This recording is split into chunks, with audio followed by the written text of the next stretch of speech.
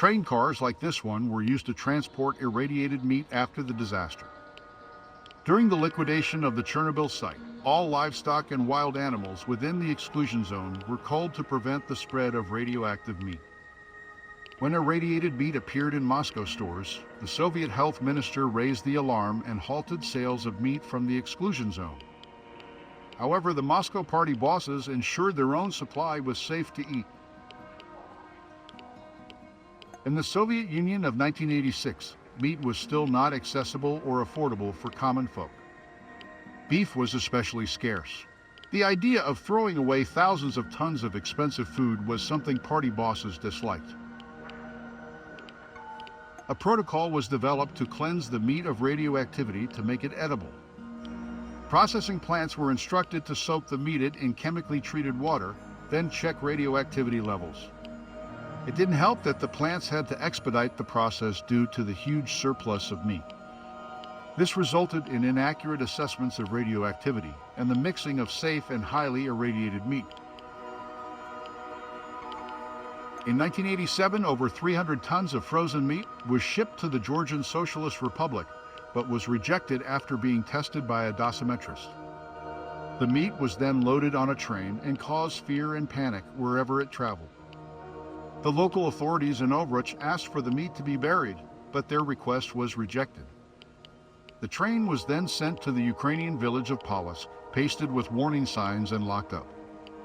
The radioactive meat remained there until the generator for the refrigeration failed, and the local electricians refused to repair it. The issue was brought to the public's attention by reporters who took photos of the radioactive train. KGB agents eventually buried the meat in South Belarus in a concrete-lined pit.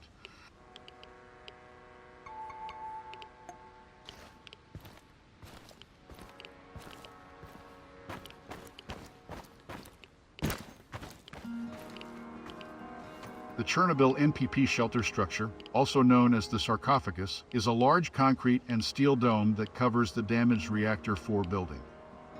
The sarcophagus was built to contain radioactive materials following the 1986 disaster and to protect the environment from further contamination. However, due to deterioration, a new structure called the New Safe Confinement was built and completed in 2016. The sarcophagus contained 200 tons of radioactive corium, 30 tons of dangerously contaminated dust, and 16 tons of uranium and plutonium. The Russian name for the structure, Obyekt Ukryte, means covering. The design of the original sarcophagus started on May 20, 1986.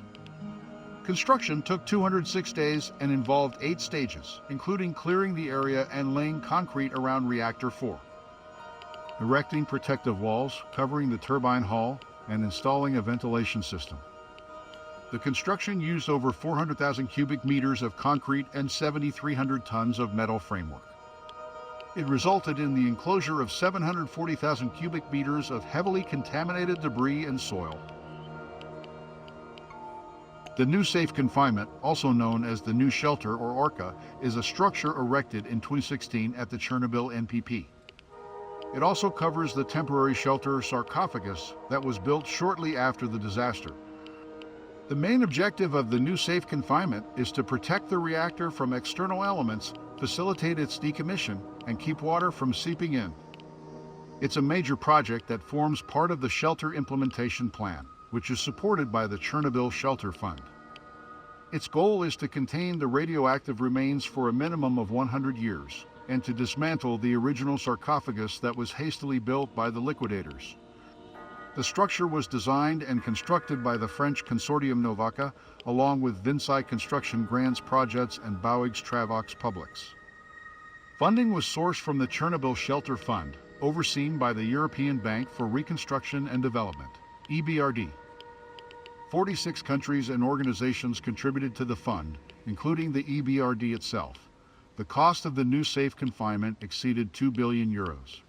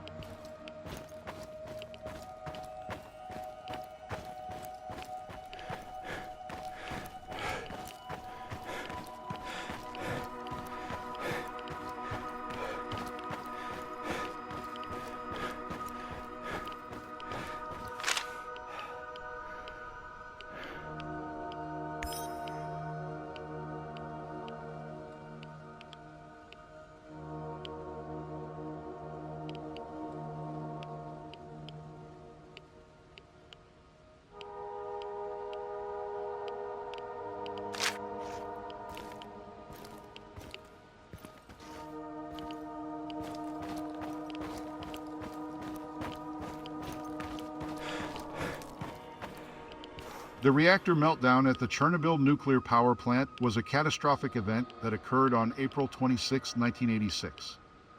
It resulted in the release of significant amounts of radioactive materials into the environment. The meltdown occurred during a safety test when one of the reactors at the plant overheated and the fuel rods in the reactor core ruptured. This ignited a fire that released large amounts of radioactive materials into the atmosphere. The explosion and subsequent fire destroyed the reactor and the roof of the building. It sent a plume of radioactive smoke and dust into the air that spread over large parts of Europe. Later on, a special containment structure called a sarcophagus was created to stop the spread of radionuclides. All in all, the disaster caused widespread environmental contamination and led to the evacuation of over 100,000 people from the surrounding area. The explosion and subsequent fire destroyed much of the reactor and the roof of the building. However, remnants of the reactor were eventually encased in a massive concrete structure known as the sarcophagus. It was built to contain the remaining radioactive materials and prevent further spread of contamination. The sarcophagus was built over the course of several months. Over 600,000 workers were involved in the effort. In recent years, a new containment structure known as the New Safe Confinement, or ARCA, has been built over the sarcophagus. This new structure was needed to better contain and protect against the spread of radioactive materials. While the reactor itself was severely damaged and is no longer in operation, much of the radioactive material remains at the site. The Chernobyl disaster was caused by a combination of factors, including design flaws in the reactor, operator error, and an inadequate safety culture. However, several Soviet officials were charged with negligence, including Chief Engineer Anatoly Dyatlov. Several other individuals were also charged, including Shift Supervisor Boris Rogozhin and the head of the power plant, Viktor Bryukhanov. On the night of April 25-26, 1986, prior to a scheduled maintenance shutdown, Soviet technicians conducted a turbine test on Unit 4 of the Chernobyl NPP. They mistakenly disabled the emergency cooling system and other important safety protocols to perform the test. A series of errors caused a buildup of steam, which led to the reactor overheating. At 1:23 a.m., two powerful explosions ruptured the steel and concrete lid and sent a fireball into the sky, releasing a large amount of radioactive material. The situation was made worse by the subsequent outbreak of several fires, including one inside the reactor core that lasted for 10 days. The Chernobyl disaster released a minimum of 100 times more radiation than the atomic bombs dropped on Hiroshima and Nagasaki.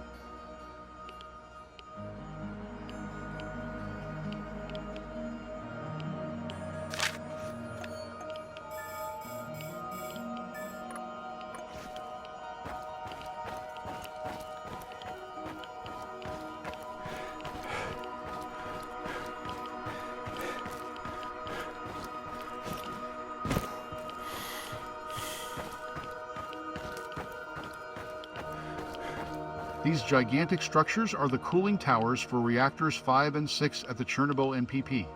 They were built as part of a planned expansion of the facility. Construction of these reactors began in the early 1980s, but was halted following the explosion and subsequent disaster at Reactor 4 in 1986. Cooling towers are commonly used in thermal and nuclear power plants to cool large amounts of water using atmospheric airflow. Water used to reduce heat generated by the nuclear reaction must be cooled to prevent the fuel from overheating and causing a meltdown. Coolant water is pumped through the reactor to a heat exchanger, where the heat is transferred to a separate water circuit flowing to the cooling tower. The hot water is sprayed into the tower and exposed to the air, which cools the water through evaporation. Cooled water is then reused in the heat exchanger, repeating the process, while warm air from the cooling tower is released into the atmosphere. The towers are 150 meters tall and 126 meters in diameter. They're made of reinforced concrete. Unit 5 and its tower were still under construction in 1986 when the disaster occurred, halting all work. Priorities later shifted to constructing the shelter for the destroyed Unit 4, and the new reactors and towers were abandoned.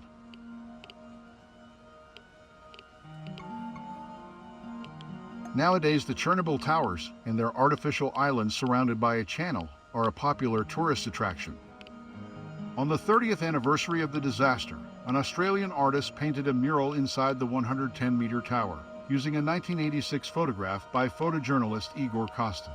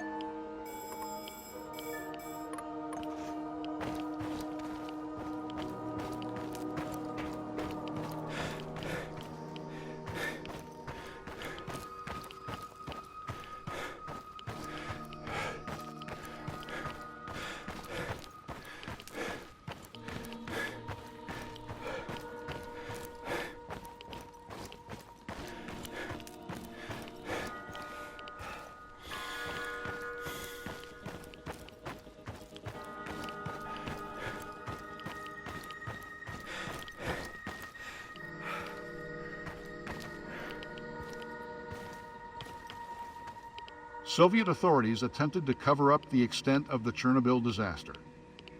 The Soviet government downplayed the severity of the incident and initially reported only 2 deaths and a few more injured.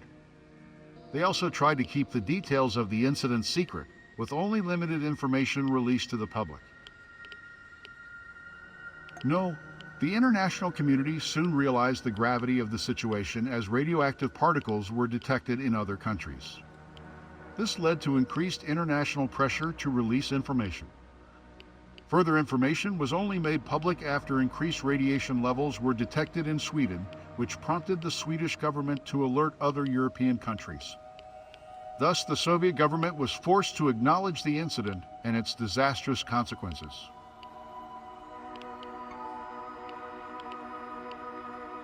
Despite the risks, many people in the region, including plant workers, firefighters, liquidators, and doctors, chose to speak out. They revealed the severity of the disaster and the inadequate response of Soviet authorities. This helped spark greater international attention and support, which ultimately led to a more effective response and better aid.